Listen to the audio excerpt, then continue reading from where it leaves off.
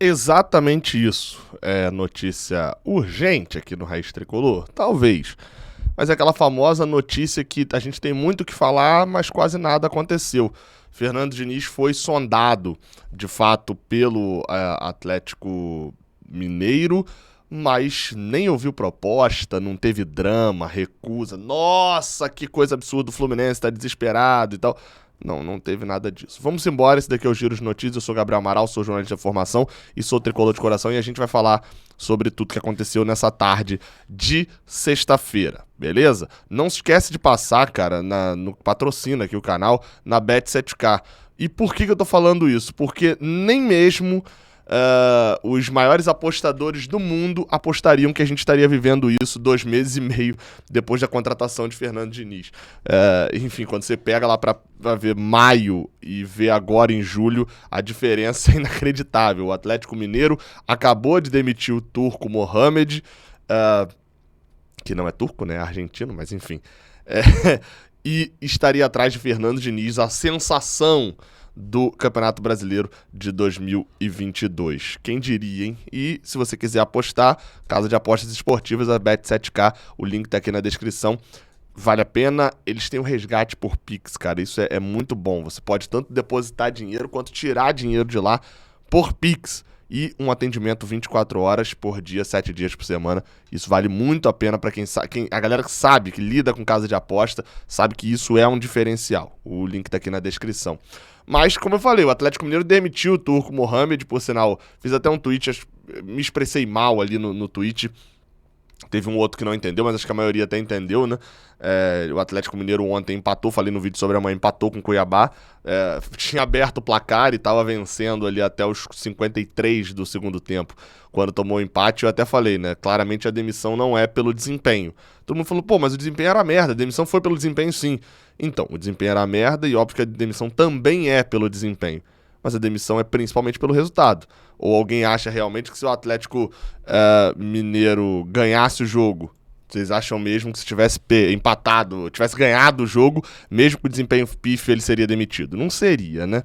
Mas, enfim, isso não é o mérito aqui. Fato é, o Atlético Mineiro demitiu o treinador e tem um investimento alto. E aí começou um burburinho de um medo do Atlético Mineiro pegar Fernando Diniz. E enquanto é um burburinho, sem notícia, nem nada, ok, né? Isso aí a gente especula, a gente fala, a gente conversa, né? Mas não tinha nenhuma informação. De repente, surgiu uma informação que eu vou falar já já, uma informação não, uma fake news, e a galera ficou doida, meu Deus, vamos perder Fernando Diniz pro Atlético Mineiro, uma proposta, etc. E aí vem o que eu sempre falo, confiem em jornalistas. Confie nos jornalistas. Eles erram? Claro que erram, de vez em quando erram, isso acontece. Mas confia na galera que vai apurar e, enfim, que é jornalista de fato. Informações do Marcelo Neves e do Vitor Lessa deram conta de quê? Passando a limpo ali o que foi tido como informação. Primeira coisa, né? Foi um pouquinho mais cedo. O Mauro César Pereira, que é jornalista, apesar de a gente não gostar, enfim, flamenguista, etc., né? Enfim, já deu a informação de que, apesar dos rumores, o técnico Fernando Diniz não tinha a menor intenção de deixar o Fluminense. Depois o Marcelo Neves, alguns minutos depois, o Marcelo Neves também já tinha entrado em contato, Marcelo Neves do Jornal o Globo, tinha entrado em contato com os representantes de Fernando Diniz e esses prontamente avisaram que o treinador não tinha interesse em deixar o Fluminense.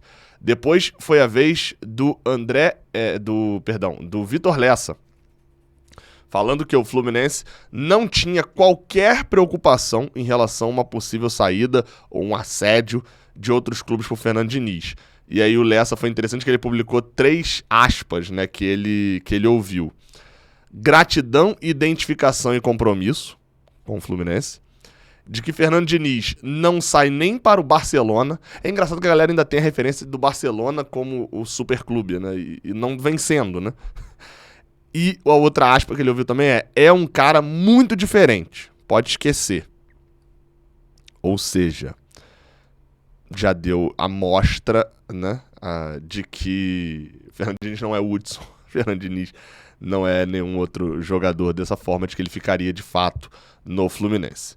Enfim, então qual que é a situação? Não vai sair. Até o João Bolt, né, lembrou no João Bolt, historiador, enfim, já escreveu livro também em parceria lá com o Fluminense. Ele até lembrou de uma imagem muito boa, né? Que é essa imagem que tá aí na sua tela, né? Dá aquele tempinho pra galera que tá vendo, tá só ouvindo o vídeo também poder abrir. Essa imagem aí, ó, que é a imagem de Muricy Ramalho em 2010, numa reunião que ele teve com... Eu esqueci... É Paiva esse daqui, se eu não me engano. Esqueci agora o nome dele. Mas principalmente com o Ricardo Teixeira, né? Pra poder assumir a seleção brasileira em 2010 e ele recusou. A gente às vezes esquece, cara, do tamanho que é isso. O Muricy ia assumir a seleção brasileira após uma Copa do Mundo pra poder fazer o ciclo da Copa no Brasil. Era tipo, ser um dos treinadores, o Filipão acabou sendo, né? Ser um dos treinadores que mais lembrados pra fazer o ciclo da Copa aqui, em casa, home. E ele recusou pra poder ficar no Fluminense. E foi premiado com isso, sendo campeão brasileiro. Quem assumiu foi Mano Menezes, que foi tão mal e foi mal na Olimpíada que acabou sendo demitido até em 2012 mesmo. Então, aí o João Bolt lembrou disso, né? Treinador no meio da temporada, recusando uma proposta irrecusável para poder continuar no Fluminense. É óbvio, né? Não dá para comparar o Muricy 2010 com o Fernando Diniz 2022, né? O Muricy naquele momento era só o atual tricampeão brasileiro, né? Muricy, aliás, o atual tricampeão brasileiro não, porque em 2009 o Andrade tinha ganhado com o Flamengo. Mas ele tinha 3 dos últimos 4 títulos do Brasileirão. Então, me parece que o homem tinha mais moral, né?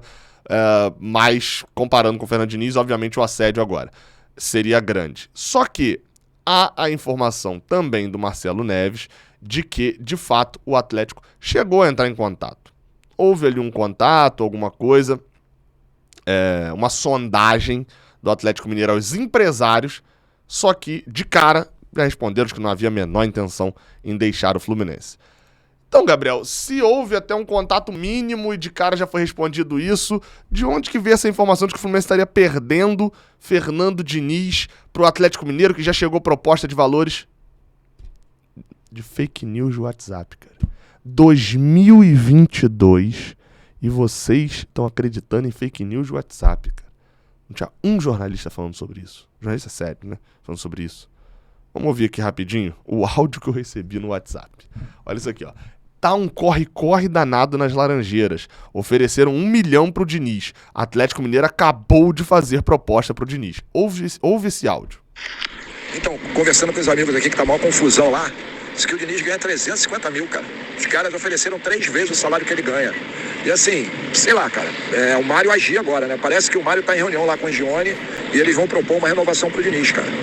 É foda, né, cara? É difícil. Esses 3 clubes realmente, Atlético, Palmeiras e Flamengo, a gente não tem como competir. Vamos ver se o cara age com o coração, né? Cara, vamos lá. Primeira coisa, não tem nome, não tem nada aqui, não tem... Chegou mensagem no WhatsApp, não é disso não, é de outra coisa. Eu respondi assim de cara, foi o seguinte quando eu recebi esse áudio. Vocês não aprendem. Não tem... Hoje, o que acontece? Eu vou dar um exemplo aqui. Lembra quando a gente estava trocando de treinador e estavam especulando ali o nome de Barroca e de Anderson, porque eram nomes, um que o Angione gosta, o outro que o Mário gosta. Estavam especulando o nome de Fernando Diniz, porque era um ex-treinador do Fluminense, que, enfim, poderia de fato haver um contato para um retorno, e foi o que de fato haveu, é sacanagem, o que de fato houve.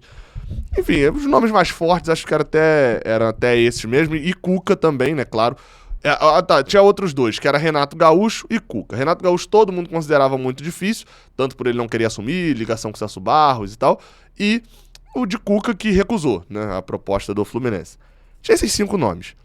O Cícero Melo, que é um bom repórter da ESPN, estava em Laranjeiras, e ele entra ao vivo de Laranjeiras, vocês vão lembrar isso, falando que o Fluminense tinha um novo nome, e que esse nome era Wagner Mancini, que em nenhum momento esteve a pauta nem nada. Por que esse ponto? Laranjeiras foi o centro do futebol do Fluminense até 2015 ou 2016, quando a gente passa a treinar integralmente no CT. Laranjeiras, pra quem não conhece o Rio de Janeiro, Laranjeiras fica aqui, é a sede social do clube, onde fica a galera tomando cerveja no bar da piscina, os sócios, tá a galerinha lá dos esportes olímpicos, a galera da sede social e tal ali, e que tinha, contato vendo o treino, informação que o preparador físico passava ali e saía e chegava lá no bar, de um comentáriozinho que ele fez e tal, o fulano lesionado, e ó, o burburinho tava lá, porque a informação tava lá. E aí, bem... desde que a gente fez o CT e, enfim, levou as coisas pro CT, tudo relacionado a futebol foi pro CT. Até umas partes relacionadas a, por exemplo, marketing, comunicação e tal, uma parte disso também é no CT. Por exemplo, parte da Flu TV, faz uma operação lá do CT, né, transmite coletiva, fotógrafos, tudo. Então, saiu tudo relacionado a futebol pro CT. Então, a informação do futebol é no CT, hoje em dia. Em Laranjeiras, o que sobrou? Uma galera que tinha informação antigamente. E agora tem o Wagner Mancini. E agora o burburinho que corre é de 1 milhão pro Diniz, de reunião. O Paulo Angione nunca deve ter pisado em Laranjeiras, nessa parte dele no Fluminense. Porque o trabalho dele é no CT. O que o Paulo Angione tem em Laranjeiras? Tem nada. O Mário até vai pra lá porque ele é presidente do clube como um todo. Não é presidente só do futebol do Fluminense. Então, assim, é muito cuidado, assim, quando vier uma informação, assim, falar, principalmente de alguém que era acostumado antes a ter esse convívio direto com o futebol, e hoje o futebol é totalmente fechado. O preparador físico, o fisioterapeuta, o médico, o roupeiro, etc., que às vezes soltavam um bisuzinho numa troca de ideias ali, rapaz, o humor ali, o moleque sentiu, não tô confiante não. Vai dar merda. Então troca aí dali, já ia no zoom, chegava no vídeo de alguém. Não tem mais isso agora, assim. Agora isso aqui, por sinal, tá aqui, né? No celular, não muitas das vezes. O CT é fechado. Então, muito cuidado com isso. Fernando Diniz não sai do Fluminense. Rapidamente opinando sobre isso. Tá certo o Diniz.